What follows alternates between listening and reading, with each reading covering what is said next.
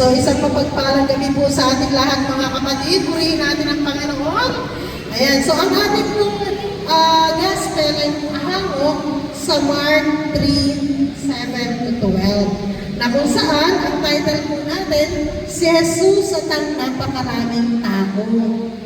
Nakikita niyo po ba yung picture na to? Ayan, nasan si Jesus? Eto. At ito po yung bangka. O, diba? Nagawa ng group 1. Ayan, palakpakan naman natin yung group 1. Ang galing. Ha? Ayan. So, makikita po natin dito sa ating ebanghelyo, bakit ba siya tinagsak? No? So, ano po ang ibig sabihin nito para sa atin? Okay? Kung makikita po natin mga kapatid, ang tagpong ito ay nasa lawa ng Galilea. Okay? Na kung saan ang sitwasyon po ay galing pa lamang po si Jesus sa lumayo muna siya sa mga Pariseyo at pumunta nga siya sa dagat, pero hindi po siya tinantanan ng tao. Talagang sinusundan siya ng tao, no? Talagang tunay na hindi po ba itatago yung totoong liwanag. Parang ganito. Ano po ito? Kandila. No? Kandila po yan. Na kung saan, hindi nila ganong makita, pero ito ay isang parang salakot. Maaaring ito po ay pangtakip sa liwanag.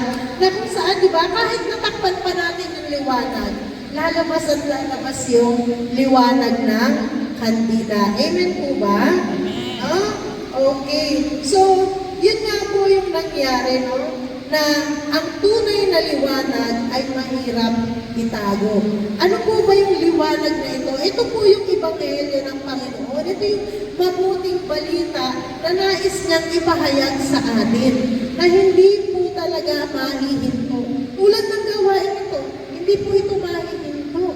Kasi sabi nga niya, di ba, kung may dalawa o higit pa na nagkamatipon sa kanyang pangalan, siya ay nasaan? Nasa gitna natin. O baka katabi mo si Lord. Huwag yung gitnitin si Lord. Amen. Ha? So, ang mabuting balita ay parang apoy na kumalat, no? Sa mga lupain, sa iba't ibang lupain. Kaya nga, ang mga tao ay na-magnet. Ano po yung picture niyan? Magnet. No, na magnet. Simula saan? Doon sa Tiro, no, sa Jerusalem, sa Sidon, sa ibayo ng Jordan. No? Doon po galing malalayong lugar na balitaan kasi nila yung liwanag, yung apoy na nakay Kristo, yung pagpapagaling niya sa may sakit, yung mga mabuting balita na nangyayari. Kaya dinagsa siya ng tao. No? Hindi lang sa mga taga-Galilea yung pagsibol o pagdating ng Panginoong Jesus, kundi para sa iba't ibang lupain. At ang kaligtasan na sinasabi, ang ebanghelyo ay hindi lamang po sa mga Israelita, kundi para sa atin din mga Hintil. No? Para sa atin, sa buong bayan, sa buong mundo, sa buong sanlilikha. No? So, walang pinipili ang mabuting ebanghelyo. Ayan. So, walang pinipiling relihiyon o distansya. Okay? So, dahil dyan, meron po tayong 3 punto ng pagmimilay. Handa na po ba tayo? Ayan. So, unang punto ng pagmimilay ay ang kaayusan. Ano po yung unang pagmimilay? Kaayusan. 3 K lang naman po yan. Kaayusan, kalinisan ng loob, kapangyarihan. Na kung saan itong 3 ito ay na kay Jesus. Ano? Lahat po yan. Una, kaayusan. Ayan. Kaayusan. So, dahil alam ng Panginoon, dinagsa ng maraming tao. Alam ni Jesus na siya pwedeng maipit pwede siyang ma-stamp fit. No? Pwede siyang magkaroon ng kaguluhan. Pwede magkaroon ng hindi siya pakikinggan. Pero ang nangyari, ang ginawa niya, gumawa siya ng diskarte. Ano po yung diskarte yung ginawa niya? Nagpagawa siya ng bangka. Ayan. Ang bangka, ang kanyang pinakamagandang diskarte na ginawa, doon sa taong dumadagsa sa kanya. Di syempre, nandoon siya sa banda sa may lawak ng Galilea. Medyo nandoon siya, no? Okay. So, ang nakikita kasing problema dito, may ibig siya, napakaraming tao, baka hindi siya marinig, magkaroon ng komosyon. No? At ganoon, ito yung naging solusyon niya. Sumakay siya doon sa bangka. Na kung saan, itong bangkang ito ay nagsilbing stage, pulpito. Sabihin niyo pa, pulpito. Pulpito. Okay, naging platform para mas marinig siya ng lahat ng tao. So, ibig sabihin, may kaayusan pala si Lord. Diba? God is in order. God is in control. Ang Diyos ay Diyos ng kaayusan. Okay? Pagka tayo ay magulo sa pamilya, walang Diyos. Pero pagka ang Diyos, nananatiling meron tayong peace of mind, meron tayong pagkakasundo sa pamilya, ito po ang tinatawag na ang Diyos ay nandoon sa ating buhay upang siya ang mag-ayos ng ating buhay, ng ating tahanan. Katulad siya po, inihahambing po siya sa, simbahan. Ayan, no? Sa teolohiya, ang bangka, ito po ay madalas na itinutulad sa simbahan.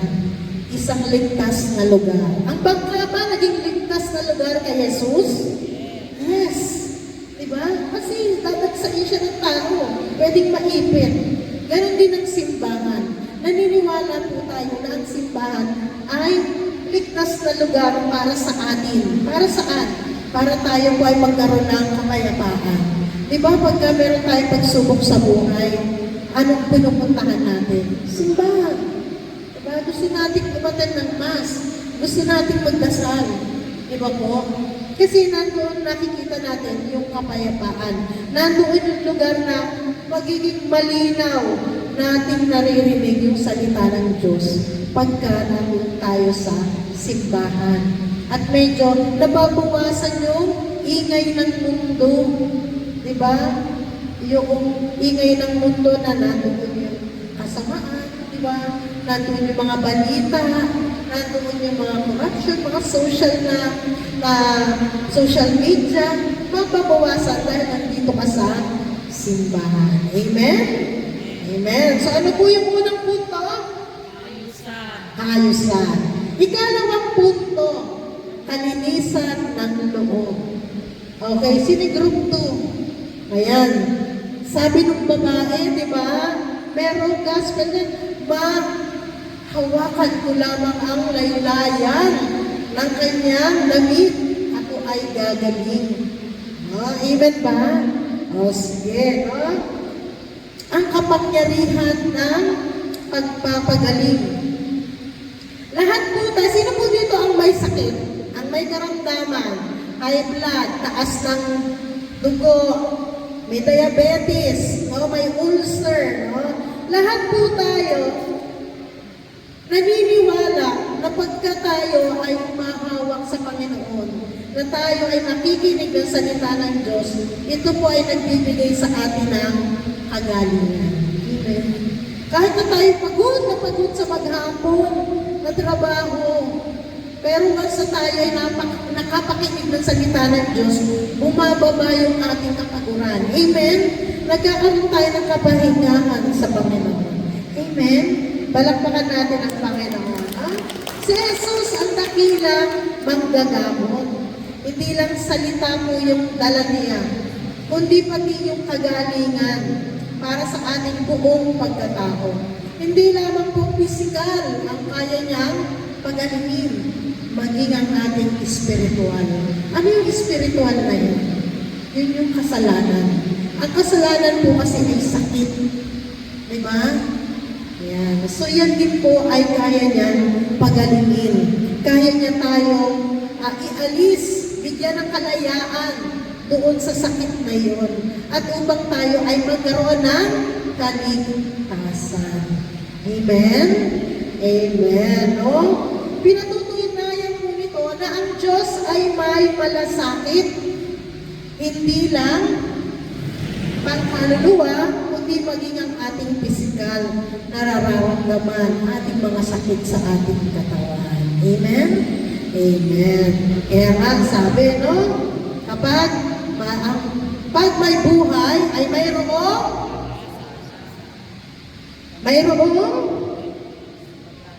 may pag-asa.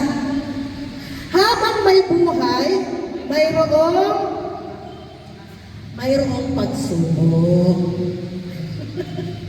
Okay. Talaga po hindi tatantanan ng pagsubok. No? At itong mga sakit na ito, itong kasalanan na ito, nagiging pagsubok ito. Kaya ganun na nga kailangan, habang may buong buhay, mayroong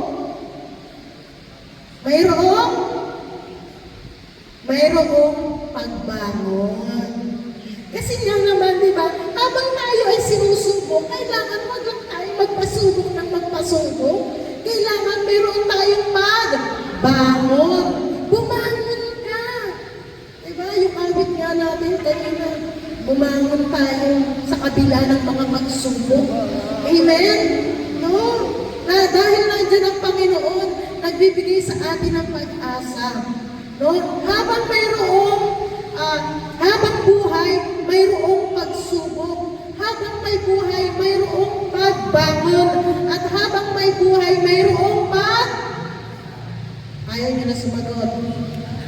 Mayroong pag-ibig. No?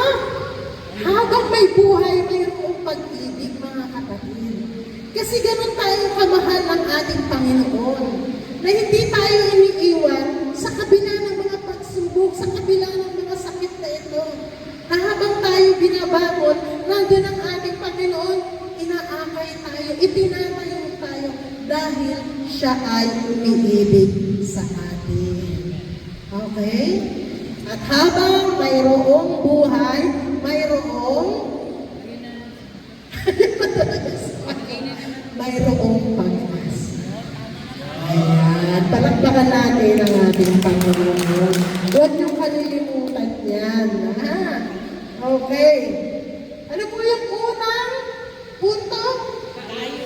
Kaayusan. Ang pangalawang punto? Okay. Nandito na tayo sa pangatlo na picture. Okay. Katlong punto ng pagninilay, ang kapangyarihan. Ayan. Ito si Jesus. Ito yung demonyo. Yung masamang espiritu. Ito po, mga kasama niya, alagad. Okay. Ikatlong punto ay ang kapangyarihan. Ang pagkilala ng masasamang espiritu. Actually, natutuwa ba ang Panginoon, si Jesus, na kinikilala siya ng masamang espiritu? No? Natutuwa ba siya? Ayaw niya. Ayaw ni Jesus na ang magpakilala sa kanya ay yung masamang espiritu. Ang nais niya ay ang magpakilala sa kanya ay ang mga taong naniniwala, sumasampalataya at nagtitiwala sa kanya. Amen? Isa ba kayo doon? Palakpakan natin ang Panginoon. Isa ka pala doon. Yan yung nakakagulat. Bakit ayaw? Sabi nga natin, di ba, kahit ang mga masasamang espiritu, marunong magdasal. Kahit ang masasamang espiritu, nagpupuri. Kakagulat, di ba? Ayaw ni Jesus na ang kanyang pagkakakilanlan ay manggaling doon sa mga masasama. Ang nais niya sa pamamagitan ng pananampalataya at pag-ibig, doon siya makilala. Yung bang sinasabi natin is pag-ibig ng Diyos. Amen? No? Kasi kinikilala natin ang Panginoon dahil mabuti si Lord. Amen? Kinikilala natin ang ating Panginoon. Sinasabi natin, Lord, thank you. Kasi nagising ako ngayong umaga. Dahil yun sa pag-ibig, dahil yun sa pananampalataya, na nais mo na ibalik sa Panginoon yung pag-ibig na yun, doon sa biyaya na iyon. No? At ayaw din ng Panginoon na kaya mo siya kinikilala dahil takot ka. Diba? Dati, ang mga Israelita, kaya po nila kinikilala ang Panginoon dahil sa takot. No? Babalikan po natin ang aklat ng Genesis, ang aklat ng Exodus, na doon natatakot ang tao. Sinasabi na, Moises, kausapin mo ang Diyos para kami patawarin. Kasi nga, natatakot sila sa Diyos. No? Kailangan daw po is yung pag-ibig. Ang siyang magmulan sa atin para kilalanin natin ang Panginoon. Meron po bang pag-ibig? Meron po bang pag-ibig dito? Amen. No? Para kilalanin na natin ang ating Panginoon, kailangan nandoon lagi ang pag-ibig. Okay? Para hindi tayo pagbawalan ng Diyos na ipahayag yung kanyang kabutihan sa pamamagitan ng masama. No? Kailangan po is nandoon yung pag-ibig at pananampalataya sa atin. Amen po ba? Amen. Ayan. So, alam niyo po, ang Diablo din po, marunong magbigay. Ang Diablo, katulad nga ng sinabi ko kanina, marunong magdasal, marunong magpuri sa Diyos, marunong magpagaling. Isa lang po yung hindi niya kayang gawin. Tanungin niyo po ako, ano yun? Ano po? Yun po yung magmahal. Ayan, ha? Hindi po niya kayang ibigay yun. Kaya niyang magsinungaling para maipakita niya sa ating mga tao na nagmamahal siya. Kaya niyang iparamdam yun para lang tayo ay mahuk, tayo ay makuha. Gagawa din siya kung paano ang Panginoon, ang mga anghel niya ay kumikilos double time. Ang Diablo ay kumikilos din po. Yun nga yung sinasabi natin ang Diablo ay magaling magsinungaling. Hari ng kasinungalingan.